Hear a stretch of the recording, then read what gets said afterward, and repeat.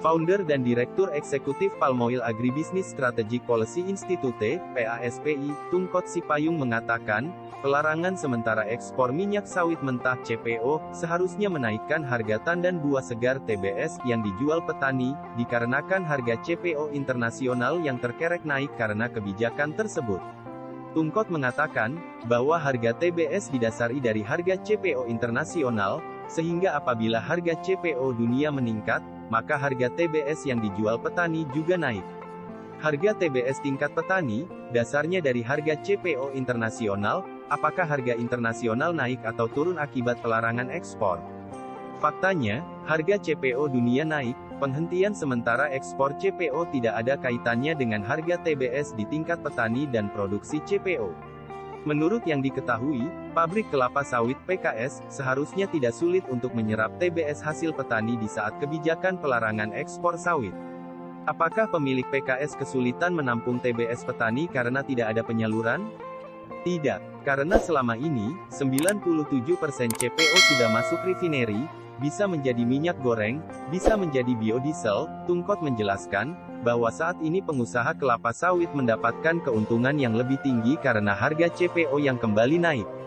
Pengurus Bidang Komunikasi Gabungan Pengusaha Kelapa Sawit Indonesia, GAPKI, Feni Sofyan mengatakan, apabila ada harga TBS yang jatuh di tingkat petani, dikarenakan kebijakan pelarangan ekspor adalah hanya reaksi kepanikan sementara saja. Feni menegaskan, bahwa harga TBS didasarkan dari harga CPO internasional bulan sebelumnya. Selain itu, harga TBS juga selalu dievaluasi setiap bulannya berdasarkan harga CPO dunia, dan ditentukan secara bersama-sama dan tidak bisa ditentukan secara sepihak. Pontianak, harga tandan buah segar TBS sawit di Kalbar untuk periode 2 April tahun 2022 kembali naik, setelah mengalami penurunan, di harga terendah, kini naik menjadi Rp3.825,03 per kilogram.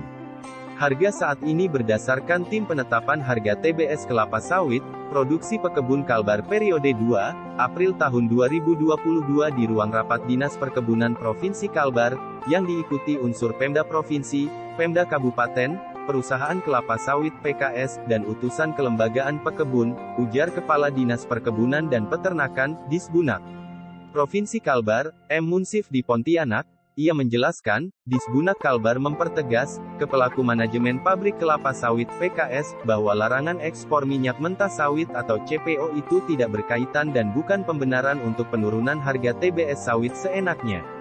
Harga TBS sawit sudah diatur oleh dua regulasi yakni Permentan Nomor 01 Tahun 2018, dan Pergub Nomor 63 Tahun 2018, tentang penetapan indeks K dan TBS sawit, ujarnya. Ia menjelaskan, bahwa penetapan harga yang ada memberikan tanggung jawab agar PKS menerapkan tanpa terkecuali, baik kepada mitranya maupun kepada petani sawit swadaya.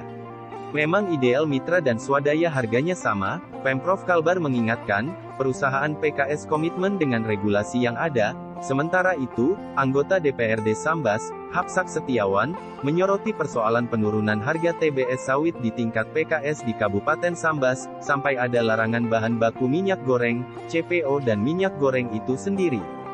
Terjadi kondisi di lapangan khususnya di wilayah Kabupaten Sambas, TBS sawit mengalami penurunan kisaran Rp1.000 per kilogram.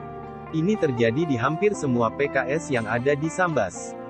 Padahal menurut harga penetapan masih di kisaran Rp3.500 sampai Rp3.700. Ini tentu perlu adanya pengawasan dari pihak terkait agar PKS tidak menetapkan harga secara sepihak, jelas dia.